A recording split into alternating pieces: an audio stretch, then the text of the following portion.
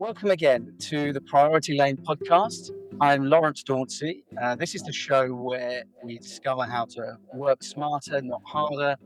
But not just that, we like to see how the human element crosses over into business life too. So I'll be asking my guests today a few human element questions, nothing too difficult to answer.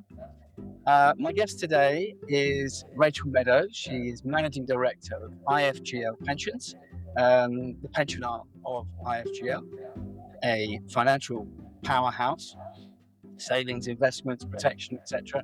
And Rachel is with me now. So, hi, Rachel. Very nice of you to join me. Thank you very much. Hi, Lawrence. Thanks so much for the invite. It's a pleasure to join you. Great, thank you. Listen, I'm going to start to kick it off straight away. As I always ask the guests, as I did, when we spoke a couple of weeks ago about previous roles, when they first started their career. And as I understand it, not only are you I suppose, a master pasty maker, but you're also, a mobile phone expert and you can load lorries. Is that correct? Yep, lady of many talents. Yep, yeah. My very first job was at Sayers, which is a bakery chain in the northwest. So I was making and serving pasties. I think £2.35 an hour might have been my original salary. That's that's a far cry from what it is now. It's an insight I into think my mine age, was. I think. And I agree. Mine was sub £3 an hour, but I remember at the end of the week, I think getting £24 and thinking I'd made it. So absolutely, did you get paid in the little brown packets? Did you get those? I Did did. you? I did. Yeah. I love those things. It's just we wouldn't work anymore. So But it's yeah. very visual though, isn't it? There's something quite nice about being handed your pay for the week, which is lovely. Exactly. So that's again, you just touched on the human element. The one of the main, the five senses is touch, and you have that in your hand. Whereas now everything is electronic, and you just look at your phone and go, "Oh, okay, that's good." But yeah, that's great. So you started. Did you make pasties, or were Well, they homemade? they came partly made, so we were warming them and serving them, to people in the bakery and the cafe, and then so I did that on my the summer I was 16 when I left school, Okay. for my A-levels, and then, I got a better job, which I perceived as a better job at the time, as a mobile phone salesperson for The Link. I don't know if you remember The Link, it's an old chain owned by Good. used to be owned by Dixons, Currys. Uh, That's right. did that for a few years, actually. It was a great job. You learn a lot in sales. What model were you selling? Do Oh, you remember? everything. Yeah, everything. I mean, do you know what? At the time, it was like the Nokia 3210. Remember them? Oh yes. Yeah, the flip phones were all the rage. Text messaging was hot off the blocks. They are. Just the Yeah, cusp of technology. yeah, I That's think my kids now would laugh at the idea that I was ever talking to anyone about anything technology-wise, but Oh, really? I mean, the 3210 is a classic. I think, lots of people still have them. I mean, they were so brickish and strong. You could use them as a doorstop. They're amazing. oh, great. So, but yeah, great. And the flip phones, that must have been Motorola, perhaps, was it? Yeah, I think it was. Maybe a Samsung as well. So No, it's quite something. And then you moved on to loading lorries in a high vis jacket and big boot. steel toe cap boots, absolutely. That was my holiday job for a couple of my holidays and Christmases from uni. I would go to the Ulster Distribution Centre in Skelmersdale. I loaded lorries, so we were picking, lots of lifting. It was a great job, had a great path, lots of nice people. Didn't need to go to the gym because you were getting a full workout at work. And I think because of the location of the distribution centre, I was also I feel like I did a pasty full circle because a lot of the staff there came from Wigan. So I was introduced to the delights of a pie balm. I don't know if you've heard of a pie balm. It's amazing. Um, that says to look, that's three jobs from the age of 16, working through to A levels, and then university holidays. Now, anyone listening, they have to agree that. you must. I mean, that just shows clear drive and determination to get out there and earn some of your own money. Where does that drive come from? You just comes naturally. How does that work? Partly necessity. I always had to earn money, so I came from a working class background. I needed to partly for myself through university. We weren't allowed to work in term time at uni, so I had to make enough on the holidays to fund, what I needed to do the next term. Um, but I do think, yeah, I'm probably naturally quite hardworking and driven, and probably just one of those people that's always thinking, "What next?" I'm not great at switching off. And my husband gets very irritated if we ever have a rare, completely free day. About an hour in, I'll sort of be thinking, "What we're doing now?" All right, so you kind of you find it difficult to switch off. I do, yeah, yeah, I Do do. you think that? Do you think that is? I do know a lot of people in work, obviously that struggle. I do too. Sometimes I can't switch the brain off. But do you think lots of women in a leadership role such as yours? Do you think that comes with the territory, or is it's just you? I do think it comes with the territory actually, and whilst it's everyone, but I do think it's especially women because I think if you found yourself in a senior role, you're very busy at work, so it can be hard to switch off. But I think probably the biggest thing is that you finish your day job and then you go home and you switch on your next job, your mum and your wife and your, sister, friend, or so actually you just switch from one job to the next job to the next job and you're never actually off. So I think you're compartmentalizing and you're busy doing different jobs. It doesn't mean to say you can't switch off from your day job. Um, but actually being truly off and having downtime, I think that's yeah, I think it's a struggle. And lots of women, particularly if you are doing that juggle, senior roles, kids, etc. y- You're normally quite an ambitious, competitive person as well, so you want to do a good job at everything you do. So uh, I actually think it's mostly pressure that we put on ourselves actually, because we're measuring ourselves against our own expectation constantly of how we'll deliver role, kind of person you want to be at work, the kind of mum you want to be, kind of wife you want to be. Um, and that doesn't leave a lot of free time really. No. So I mean that. Do you find that sounds to me that it obviously, I'm a dad. I've got 3 children. They're 2 are older, one is a lot younger. And, I find, and I think most parents do, particularly with, the school holidays, which we're currently in at the moment, that it's a real juggling act to try and be present is what I'm trying to say. So, Yeah. you know, when you do go home, do you find it difficult to, put that work head away and just try and be present and relaxed and calm? Do you struggle with that? I don't think I do these days as much. I think when you're younger and you're more junior, I think that is harder, and it's almost an important skill to learn for self-preservation. So you don't go insane, just trying to do everything at once. But I do think what helps me is I have my children quite young. So not very young, but I was 25 when I had my youngest, 27 with my youngest. And so I was, I'd only really just graduated 3 years ago. I was doing my first professional job. I was also studying for professional qualifications, um, diploma in financial planning, have you. Um, so I think if you're just forced by necessity to have to switch, switch into your other role, you're just used to it. You've never really known anything else. Oh, sure. No, I understand because that sort of I think that sort of pressure, perhaps particularly more for women being, when they're in motherhood and holding a leadership position, it seems that there is an imbalance between that and men in leadership positions and their children. They're always, I think, perhaps we don't do enough. I don't know on the family side, but it does seem to be as there is an imbalance in terms of, the gender leadership side of things, there are more men in leadership roles than there are women. That's just, that's a given. Yeah. Um, but yeah, I think it is a struggle certainly to manage that home life with your professional life and be able to properly switch off, like you said. It's not an easy thing.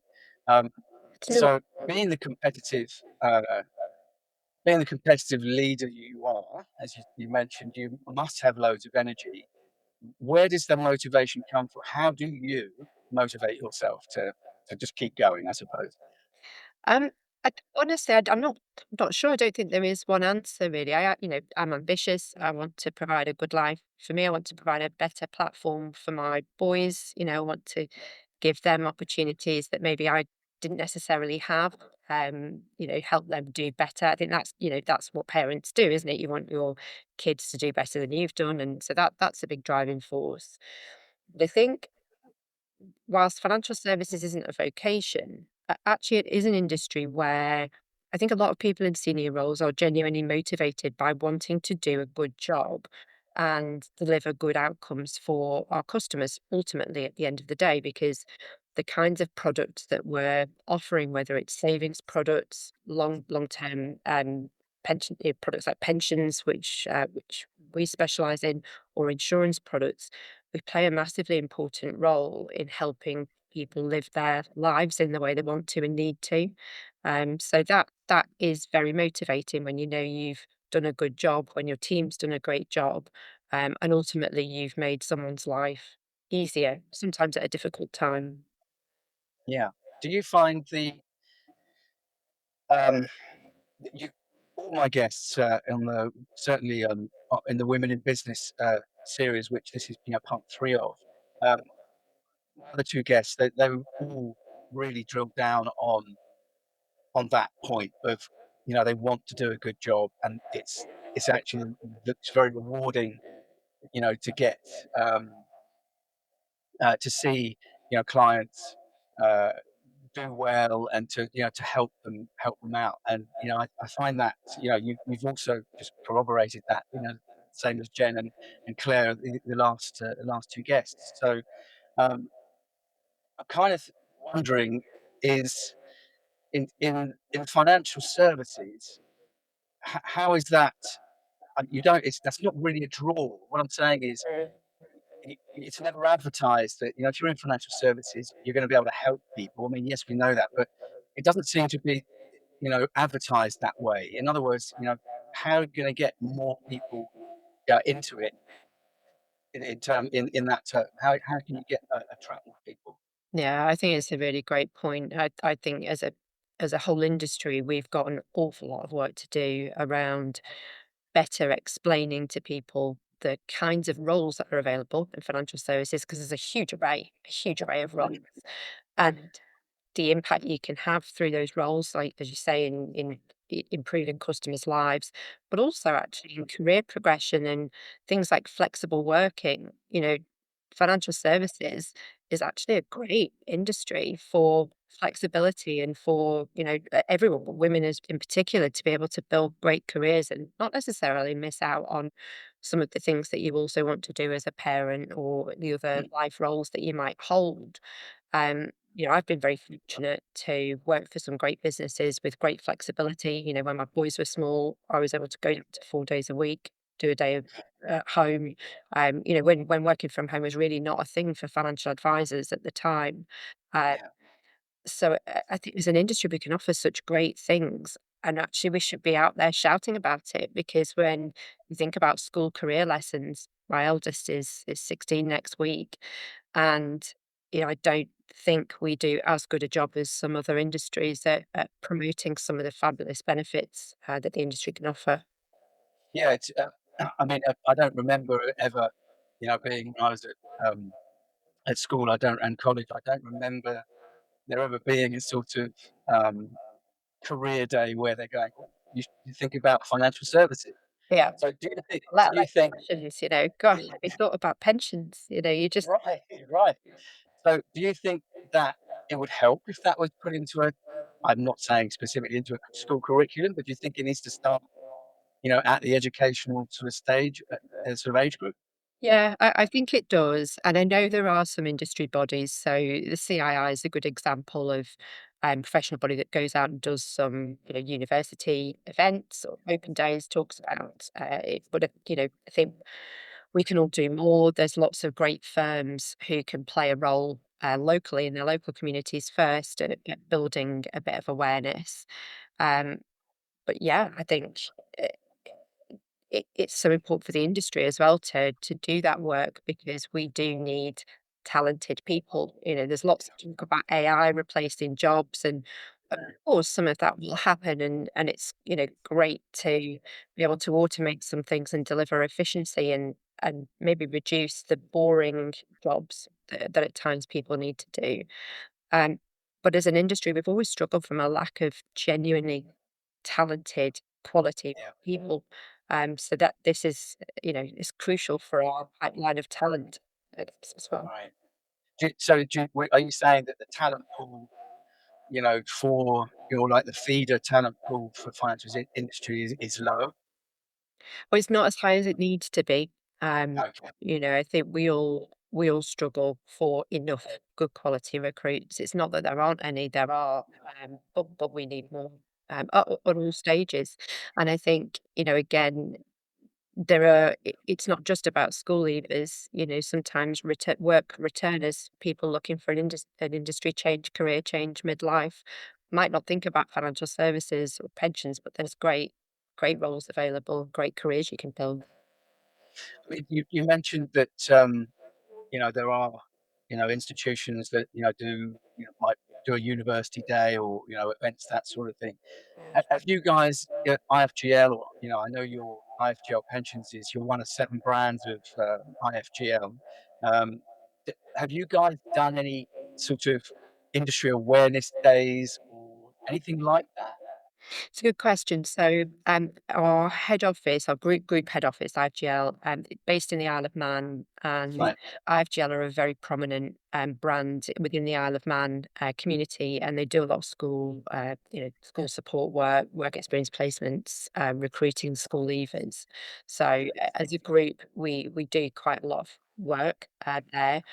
Um, Personally, I've been involved in some work that the CII have done in the past around building the profile of the industry, facilitating work experience placements.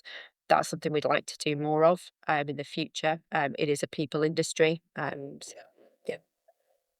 'Cause I mean, but you yourself, you're based in Liverpool, Yes. and great university there too. So I really wanted to know whether you or would you consider perhaps, I suppose, doing I suppose, like a brand awareness or an experiential sort of, day or something like that to, with the university. Would you consider doing something like that? Potentially. I mean, the pensions business, IFGL Pensions, is still relatively small. So we've only got around 50 staff. So we've not had maybe enough graduate intake roles at one time to be able to go out and do sort of a structured day with the university. We can, of course, go and do sessions to build awareness of the profession in general. Um, Yeah. but we are a very ambitious business. We are strongly focused on growth. We've grown quite a bit by customer numbers over the last 18 months. And that's the trajectory we want to continue. So hopefully that's an area where we'll be able to be more active in the future.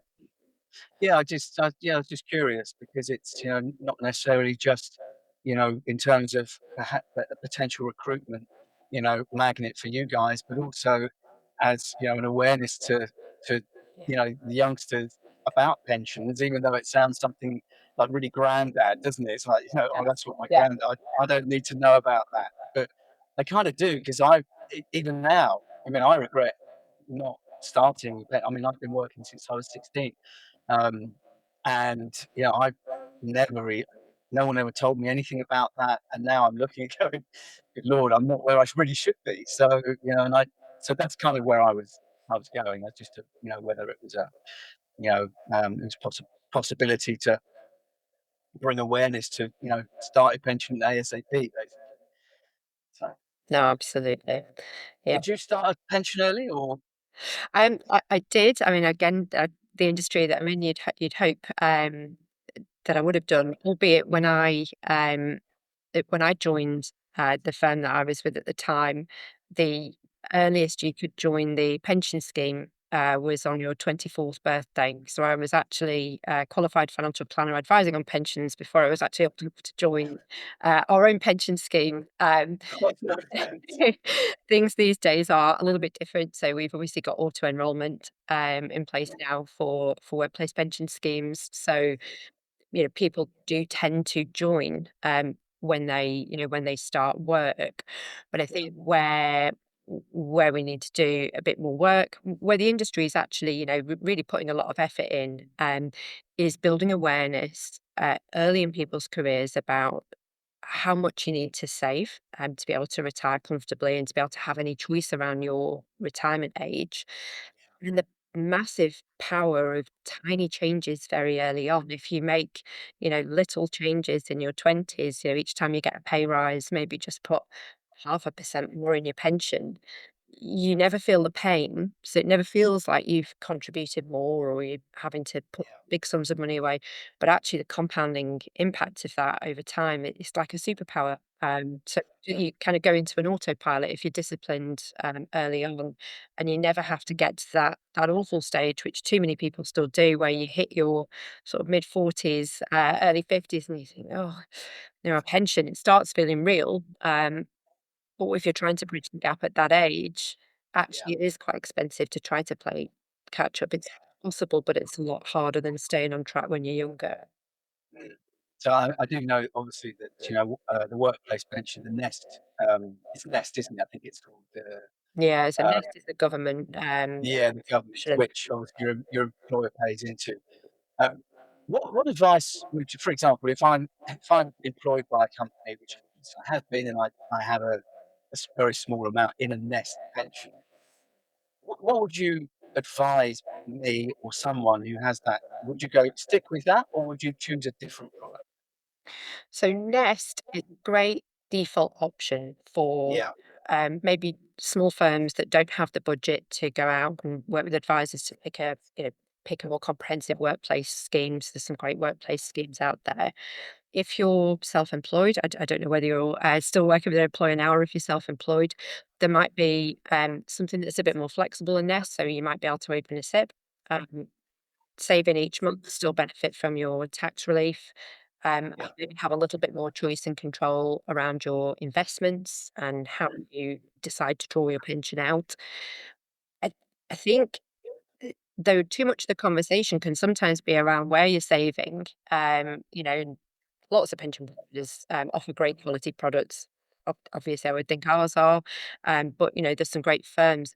The most important thing, though, is actually the basics. It's less about the pot and more about how much is going in the pot. So as long as you're okay, saving regularly into a pension, that's actually the lion's share of the hard work. okay, Where it okay, is then, it's the icing on the cake. It's not the cake. right. Because my other half, she's a BSL interpreter and translator and deafblind communicator as well. And she does very, very well. She's obviously self-employed, like most of the interpreters are. And we were talking just yesterday about pensions, and she doesn't have one. And because I work in financial services, I said, "Well, I'm not a pension advisor. I Yeah. couldn't tell you." I said, "But funny enough, I speak to Rachel tomorrow, and she does know." But my other half, she said that what scares her, and was kind of the word she used, Yeah. is that she doesn't has no idea which one to choose, which company or provider to choose, and what level is it, low, medium, high, which she has no idea, which I totally understand because I don't either. So what would you advise someone in that position to how do they choose? It's a great question, and it's so common, as well as not even knowing what questions you should be asking in the first place. That's Right. such a common problem. The first step actually if you're not sure where to start, speak to a financial advisor because they will give you that help, support, they'll help you navigate all the options, cut through the noise, help you pick the product, But again, linking back to what we were just mentioning before, most importantly, what they could do is sit down with her and say, okay, how much can you afford to save in? It's £200 a month.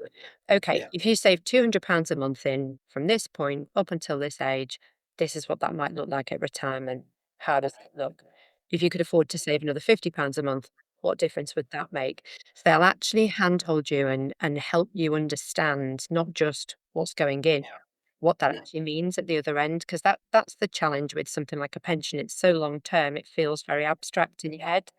Yes, it's true. Having that expert sat there to, just break it down, talk about it with you, talk about your investment options in a way that's, again, accessible. You don't need to make lots of sophisticated investment decisions yourself.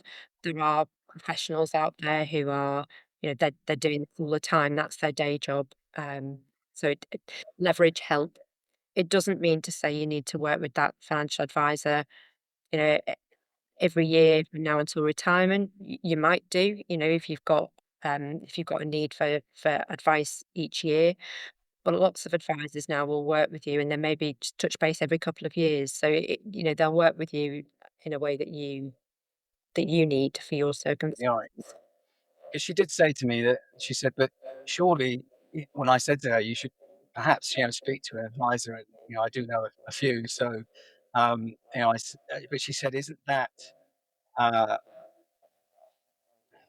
basically I don't earn the sort of threshold or the revenue that, they kind of a lot of advisors have a minimum, let's say, £500,000 of investment before they even pick the phone up to you or speak to you." And that I feel is also, um, perhaps one of the reasons why only not even 9% of the UK population took financial advice last year, Yeah. because I think we, as the general populace who aren't high net worth or, high net worth, individuals, um, we worry that we're not earning enough for them to even be interested. So where does that leave Tony, for example? How, when she's doing okay, but she's not, doing huge six-figure numbers a year. Yeah. Um, where does that fit into someone in that bracket? No, it's a great question. So you're right that some advisors have, a particular target market and they'll work with people in a particular wealth bracket. There are lots of financial advice firms out there that will work with, normal people. And because they're fee based, y- y- they're not as expensive as you would think. Actually, the benefit that you gain from that hand-holding and support more than pays for the costs of advice. So I think people should not be discouraged uh, from seeking advice. Lots of advisors will have an initial conversation on a no obligation, no cost basis to start with as well, so that you can kind of see if you've got a person fit, a bit of a rapport with the person. With your advisor, you're not only talking about technical financial things, you're actually having very personal conversations with them. You'll talk to a financial advisor about your goals, your dreams, your health circumstances, your finances, the state of your Yeah, relationships, things that you would never normally talk about with someone that you've just met. So the person fit's important. If if you genuinely can't afford advice, then online there are some great guidance options. So it's not quite as good as sitting down with someone and getting a personalized recommendation. But there are some, hints out there in terms of where to start. And some of the big name pension providers have got great resources on their websites. I mean, IFGL Pensions, we have some information on our websites, but our products are uh, we offer SIPs for UK customers who want to invest in commercial property. So typically people that are a bit more sophisticated in pension investment and international and yeah, offshore customers. So we're a little bit different. But there is information out there. Um, if she just Googles, pension, where to start. yeah. I d I was it's a running joke with us. She kept asking me some questions that I imagine, bless her, she thought only I would know the answer to. Yeah. Uh, and I just responded, "Google it." So, so that I was, know it sounds awful, doesn't it, when you say Google it, but there's a lot out there. But I think the other piece of signposting would be I don't know if you've heard of Pension Awareness Week. I Take haven't. take it's an exciting week, but it takes place every year in September. It's primarily sponsored by a business called Pension Geeks, but lots of pension providers take part in it as well. And Sure. during the course of Pension Awareness Week, there's all sorts of free to watch bite-sized webinars, live shows, loads of videos on the website, guides. Brilliant place to start. So the Pension Awareness Week website, it is a great place to start in itself. There's loads of resources. You can watch last year's shows with Yeah. experts, and that takes place every year. No, that's great. That's a great resource. Thank you for that. So she'll be a lot happier. I'll get some brownie points for saying something more tangible than just Google it. Because as I said, I'm a bit naughty. You see, I am actually quite naughty, and I do it on purpose to wind her up. So I will. I'll try hard. And listen. Next, I wanted to talk to you about teams. Something you mentioned a few minutes ago. And I think it was to do with kind of support, with your work and home life. So I think now what I've seen certainly is that the teams that the leaders that I speak to have built or surrounded themselves with, it they feed off each other, which means it allows each other to be more flexible, have that flexibility to manage that that work life balance. Um, have you done the same when you built the team? Was it already an incumbent team, or did you kind of bring the team together in this last 18 months or so? Yeah, great question. So IFGL Pensions was only acquired by IFGL about 3 years ago. And I joined the business at that point. So I was new to the pensions business, also new to the IFGL group. And at the time, the pensions business was in need of some transformation. We needed to improve service levels. We needed to overhaul culture. We needed to replace some back office systems and processes. So over the last 3 years, there's been lots of change. Hopefully for the better. Definitely think for the better. But one of the most important elements of change was making sure that we had the right team in place. So, Yeah, in some cases, that meant bringing in the right people with the right skills and the right cultural fit, can do people who are really yeah, focused on customer service and yeah, of course. job and grow. But that also involved a lot of investment in training and development for some of the staff as well, and putting in place clearer team structures and making sure that not only can our leadership team work well together, but also that our whole operation can work well as a team and within each of the individual department teams.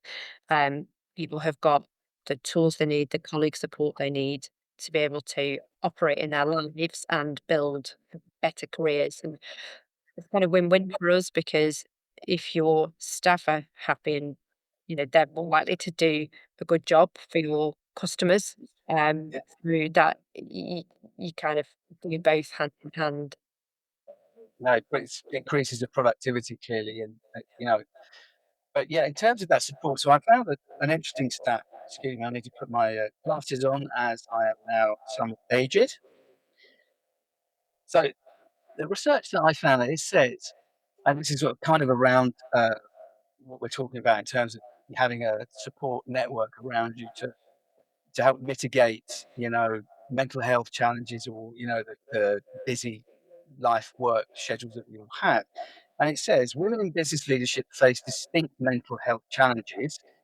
The studies indicate that they experience higher rates of stress and burnout compared to their male counterparts. So it says that 43% of female executives experience burnout compared to 31% of male leaders. Now, 43%, that's a significant number. Do, can you identify with that? Or, I mean, you seem very cool, very calm, very collected. Okay, I enjoy what I do. I mean, I'm fortunate. I work for a great group, and IFGL is a great group to work for culturally. I think I've been very fortunate through my career actually that in my professional life, I've only ever worked for great businesses. Griffiths and Armour early on, Charles Stanley, Broadstone, I think that helps if you're working within great quality businesses that are trying to do a good job. Yeah. There's a lot to be said for a Friday night glass of wine as well, to be honest. And a nice walk, or, just, yeah, I think your family life as well outside of work can help you keep perspective. And, maybe I sound a bit flippant with my Friday night wine and my, kids putting perspective on it all, because I get that, people can do those things and still struggle. But I'm perhaps fortunate that my combination of, today I work for a great firm. It's nice to switch off at the weekend and Yeah. unwind, and family puts everything in perspective and keeps you connected to reality and Yeah. real life outcomes. Yeah, I think that's, I say you're just identifying what I would see as a sort of, global support network, Yeah, work, and, 43%, experience that. I mean, it's really high. it's a really, Scary. and and the other stat here is that 86% of female small business owners, they report experiencing, poor mental health. I mean, that's that's massive, and I imagine that's because if they're an individual enterprise, they've got all the weight of everything, and that perhaps they're not in a position to, hire a team that can, take some of that pressure off. But I just found that interesting, but it Yeah. does all kind of relate back to No, it's difficult, back isn't to it? that. I guess trying to be all things to all people Right. can Yeah, so yeah, your support network's so important, whatever that looks like. yeah, no, that's great. Well, look, I'm now going to move on to some, I suppose, the human element side of things, which is something that I always do. And the Priority Lane podcast is we're a big advocate for that. You might not have seen, there was a I interviewed our CEO who owns the Priority Lane, and I interviewed him last week. Uh, and I basically, we had a little bit of banter. I've known him for a long time, yeah, I we always touch on a little bit of humour and that sort of thing. So I just wanted to finish with a few sort of questions. Don't get that this. And the first one is, what sound or noise do you love? Oh God, wasn't expecting that question. Uh, the sea. I like the sound of waves. Find that very relaxing. Okay. What sound or noise do you hate? Oh, those brown tape guns on it squeaks. Oh, drives me insane. I can't cope with that noise. So basically, that means, listeners, that Rachel will never move again or tape up a box by the sound of it. Maybe that's it. Maybe it's the association with the traumatic process of moving house. Yeah, it's the worst thing in the world, Oh, isn't it? fuck. I love that. I love that. Um, these next few are very difficult, and they are very difficult. Okay. Favorite film? Ooh, Independence Day. It's not very highbrow, but I just really like it. I would not have taken you for a a sci-fi, you know, Yeah, love an alien film. thing. Okay, cool. Uh, favorite song or music genre? Because favorite song is too difficult, but yeah, favorite song or music genre. That's really tricky actually, because I have quite eclectic taste in music. I like This is what we want to hear. bit of everything. I love, dance music. I love R&B. I love a bit of meatloaf. I actually love like 80s. I love loads of different music. Love Meatloaf. That's amazing. What a response. Uh, favorite book or author or genre? Mm. I like I like just some, just a thriller. Gosh, have I got a favorite author? I don't think I've got a favorite author. I read a lot actually. Lisa Jewell's very good. Again, I have quite eclectic tastes. Yeah, I read a lot. I also read sort of business books. If you're talking about women in business, Marianne Seeker, The Authority Gap. I'd highly recommend everyone read that book. That really is an eye-opening one. Okay. And what would you want to do now if you weren't doing what you're currently doing? Hmm. What job would you want to be doing now that you know, but you're not current you're obviously not this. If you had the opportunity, what would you do? It's a good question. I'd actually genuinely enjoy my job. If I wasn't doing this, I think I'd love being like a party planner or something like that because I love throwing a big family party. We're kind of known as, there's a bit of hosting. We'll always throw a big Okay. beer, something like that. So yeah, I love throwing a party. That would be really, Really? yeah. Like a week. So I've been in events and hospitality for a long, long time also. So and wedding planners, I've done a gazillion, and they're actually not very profitable because when you calculate the work hours, all the emails, phone calls, show rounds, planification meetings, et cetera, versus what you actually get paid, it's Yeah. not a great profit margin. So, No, so that I can imagine. that, Well, I think it would be, that but yeah, I'm fortunate, I guess, because I enjoy what I do, and I like the industry we work that. oh, that's Mm. no, that's fair enough. And finally, um, back to a more serious note, what piece of advice would you give, um, not just other women, but anyone, in looking to make that move or to get over perhaps the imposter syndrome, which I know that Claire and Jenny, who I spoke to a few weeks ago, they both mentioned that some women struggle with that. What piece of advice would you give to women or anyone looking to make that step it up into perhaps financial services or whatever business? I would say, even if you feel that imposter syndrome, just make yourself have a go, because that is when you will learn those skills that you think you don't have yet to be able to do the next job up. The way you get those normally is, a little bit in the deep end. If you're not slightly out your comfort zone, you're not learning. And you won't in life such a long time, making sure you are learning yourself, is important, keeps you interested as well and motivated. No, that's no, I understand. I think my other two guests they also concur with that.